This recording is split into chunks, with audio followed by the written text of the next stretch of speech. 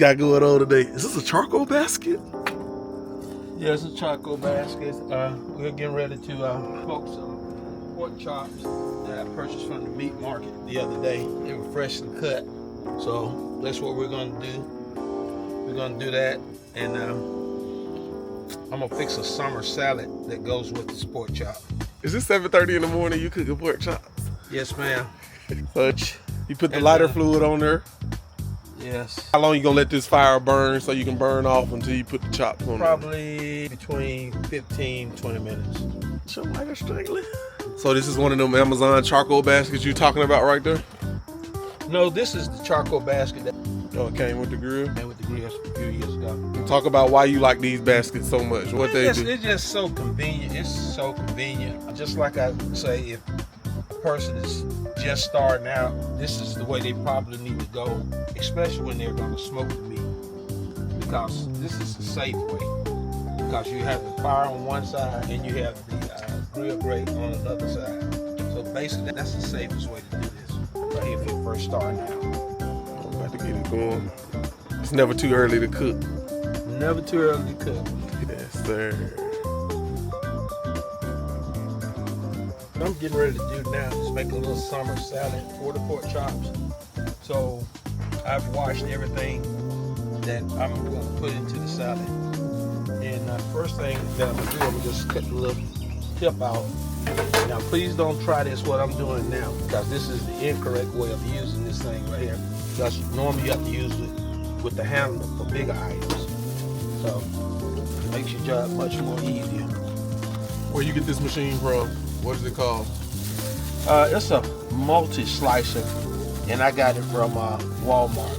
See how much easier it is without using that knife? Using a knife, cutting it one at a time. And when it got this small, I leave it alone because I'm doing it the incorrect way. Yeah. Okay. Cut the tip off. Hit it like this again. Very smooth. When we get down to a certain thing, I just... Where'd you learn to make a summer salad from? Well, just watching my parents. I did, when I was growing up, I used to watch my mother a lot of times just cook. And I just took an interest in it. Now, I'm not going to try to attempt to do this with these smaller tomatoes. So what I'm going to do, I'm going to just slice them up by hand. And what kind of tomatoes are these smaller ones? I think these are cherry tomatoes. I didn't want the bigger tomatoes. If I had the bigger tomato, I would be able to slice it up like this. Now see how much time I'm taking doing it just by cutting it. Whereas when I had the slicer, it didn't take any time to do it. And that's what I'm looking for. Whenever I'm cooking, I'm looking for the easiest but the right way of doing things. The most efficient way. The more efficient way of doing it. So this summer salad, does this go good with pork chops or what meat you cook? A good salad goes well with anything. Beef, pork, seafood, you name it, by itself. They best vegetarians, it's good with them. So when you grilling, do you always cook some vegetables or some kind of green salad or something to go with your meat? Yes, I try to do that. But when I first started out, it was just meat, and not putting that much veggies or anything in it.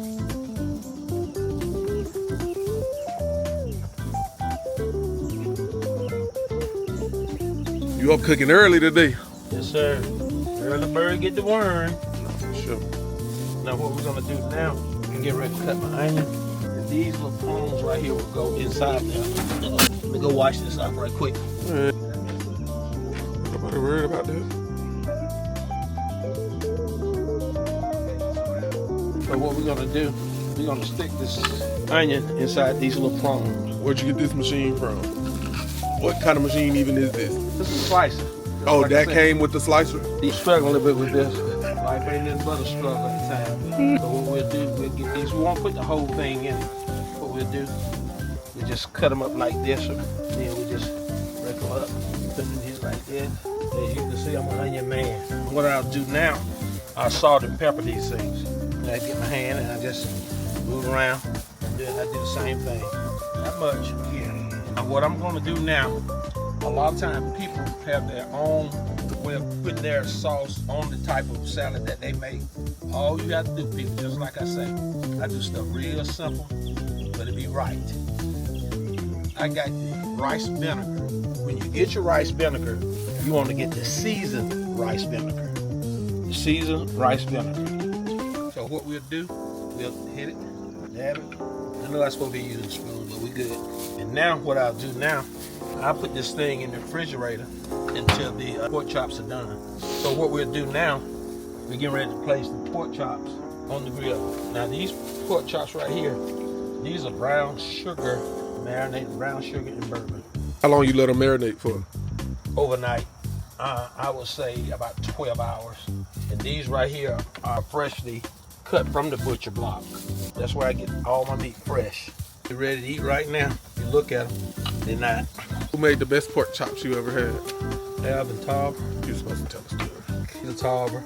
My mother. I was just teasing when I said that. My mother, Ada Tarver, I think she was the best cook in the world. I'm quite sure everybody thought the same way about their mother. But I remember she used to fry pork chops good. She used to fry pork chops. Once in a while she'll get on the grill. But once she find out I can use grill, she stopped. Notice on this grill right here, I left the other grate off purposely. And the reason I did that, now what I do, I could easily put charcoal in the basket. How long you usually let pork chops cook? It varies the size, the thickness of the pork chop.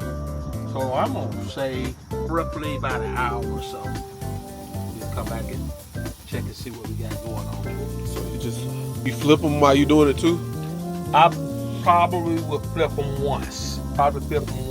Say a lot of items, a lot of times when you're smoking meat, a lot of times you don't have to flip. You can, but a lot of times I don't. Okay. I guess it's according to what mood I'm in, but every time it still comes out perfectly. Alright, you finna shut it? Alright. I'm gonna shut it down and we'll come back at it. Here our summer salad.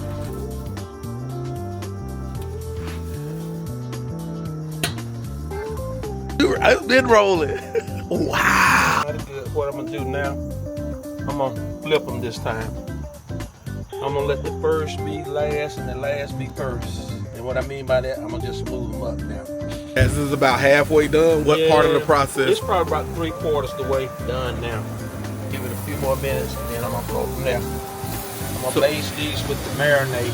So when you're doing the pork chop, what's the coloring you looking for to know if they ready? Can you tell if something is getting ready or close to getting done? Well, it starts getting a little bit darker than what it was when I first put it on. That's an indication that you're getting there. Even though you don't eat pork, I know your mouth is watering. Well, it smells good. I used to eat pork chops though, all till I went to college. Then I came back one time, I got real sick when I ate a fried pork chop. That was it. Grandmama cooked one, it was a fried pork chop. It made my head hurt real bad. I don't know if it was because the grease, I ain't been eating that much fried. I don't know why it did me like that. I'm gonna base it backside with this brown sugar and bourbon. What does basting mean and what does it do to the meat? First of all, this marinade, it tenderizes it and it also flavors the meat when you're basting it. Keeps it from drying out. One thing about pork chop, they'll dry out very quickly. Agitate the fire a little bit more. Real. What's agitating your fire? In other words, a lot of times you need to stir them up, and knock some of the ashes off, and put some of the coals on. Notice that the coals are going down a little bit now. So is Royal Oak your favorite brand of charcoal? Now there used to be Kingsford. Yeah. That's a lot longer than Kingsford, in my opinion. So how did you discover that? Trial, just like anything else. You have to just take the chance. Yeah. I found out no one actually really ever told me. Yeah. I used Royal Oak before, but this is the bigger and better version of it right here. We'll come back in a few minutes. Look good. And we'll plate them up. See what we're working with. Yeah. Like I was telling you before, the audience before, you see the difference that the charcoal bake. Now once again, I done went inside, laid down for a few minutes, came back. I knew it wasn't gonna be burnt. Yeah. You know, it's safe way, and it give you time to, if I want to go in there and make another salad right now, I have an opportunity to do it. I'm not worrying about the meat getting burned up or anything.